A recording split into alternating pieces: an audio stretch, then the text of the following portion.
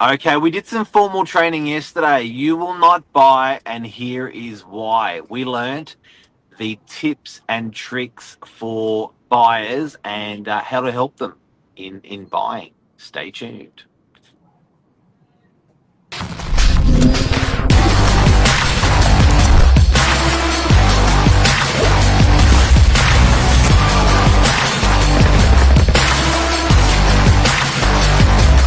I'm the ringleader, so listen up. It must Morning. be overwhelming. Morning. How are you? How are you? Good. Do you want to elaborate a little bit more on this title we've got for this morning? Yeah, well, you know what? First home buyers or buyers in general, professional tenants.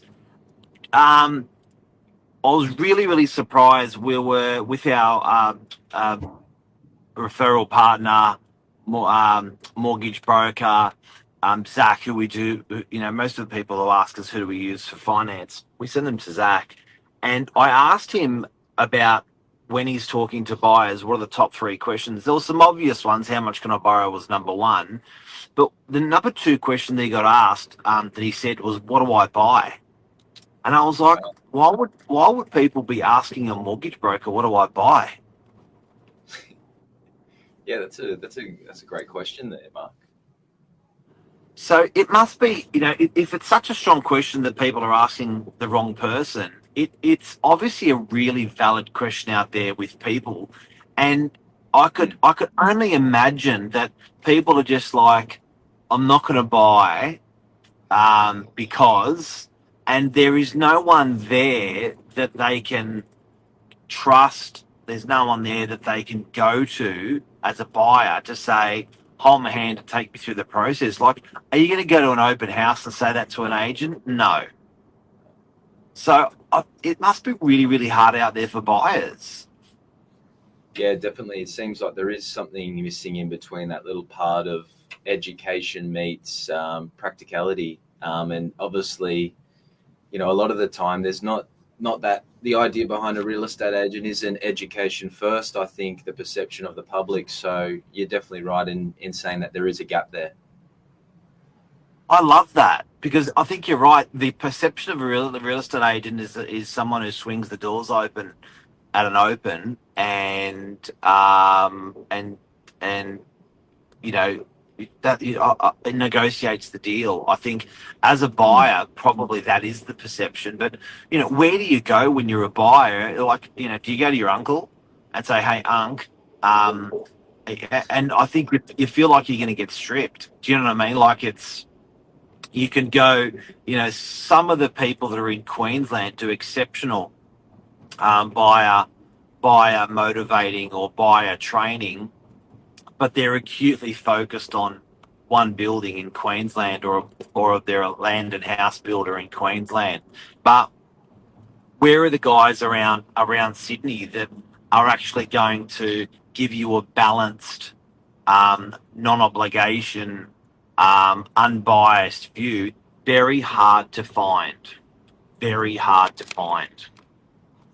Yeah, it really is hard to find that spot in the market, and there isn't enough of that stepping stone. Obviously, with Sydney's housing market, it's quite complex, and obviously one of the most expensive cities in the world. So it's not your usual, lived in this area, going to buy the block a couple of streets away. Generally, a lot of the time now, it's going to be a journey of upgrading that asset along the way and eventually landing in a spot and home that you call your forever home.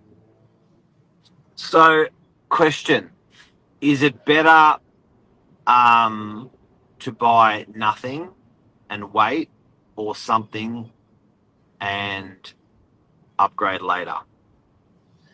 Definitely buy something and upgrade later. The ability to open up what's possible as an investor, as a buyer, once owning property and picking the right property, just unlocks a whole new lot of potential for the future. So obviously having a certain amount of money sitting in an account, you're only going to expose yourself to a roughly 4 to 5% best case scenario as an interest rate.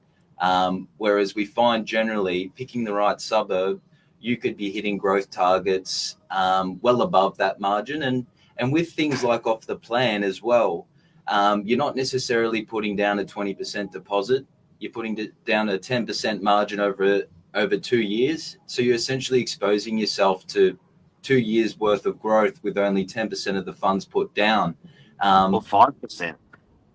Big difference, and a big leap ahead. So I think it's an important thing. This will be an important thing moving forward for the younger generations, and that's going to be, playing that game of value adds, increasing and evolving your asset and your portfolio until you're in a position where you can buy something you want.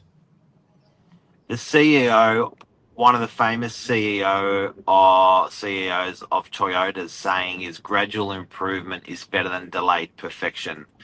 I can't tell you how many buyers out there are seeking perfection.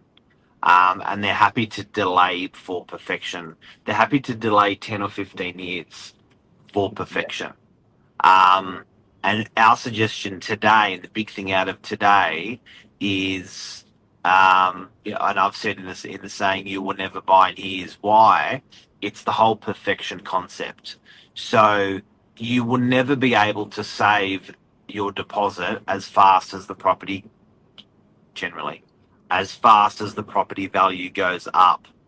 So if you're considering property values in Sydney, the last 100 years have doubled every 10 years. That's an exceptional amount of savings for a deposit you're going to have to. The way you're going to have to do it is getting into a property, some property, any property, and get on the bandwagon and get that cycle going. That's the trick.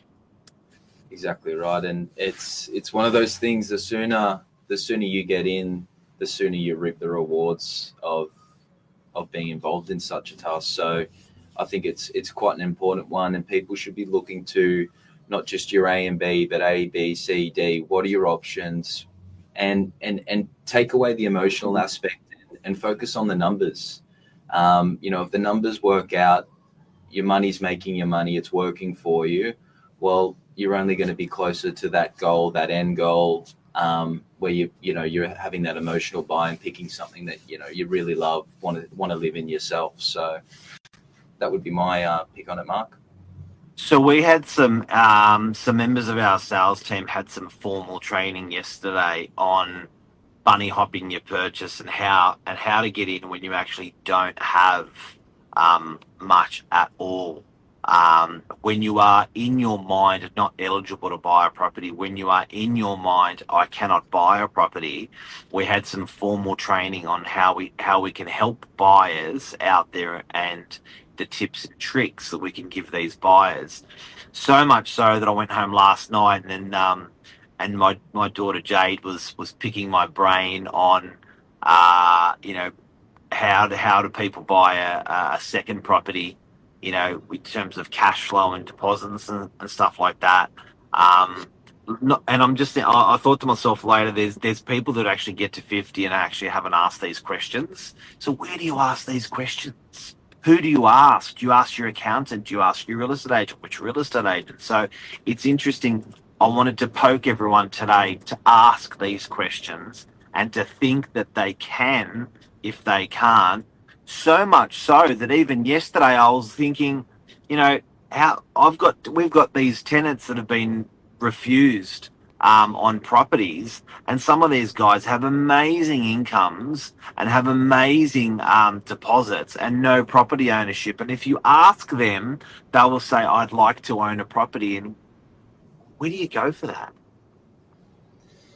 It is a big thing, and I think we're hoping to fill that void in and around the northern beaches and Sydney itself, and I think we're going to start reaching out to these people and approaching them in a way that, hey, we're here to help, here to educate, not to sell you something specifically, but focus on that bit of the education and relationship building. Well, guys, if you've got any friends or family that want to get into a property and they can't, throw the challenge down to us and we'll see if we can. We've got properties where the developer can rebate back the 10% deposit on settlement. we've got properties that are sitting at 600 grand that are positively geared, which means you actually won't have to pay a cent out of your pocket. So, it is possible. Now, some of these properties are not going to be on the northern beaches where you want to be potentially.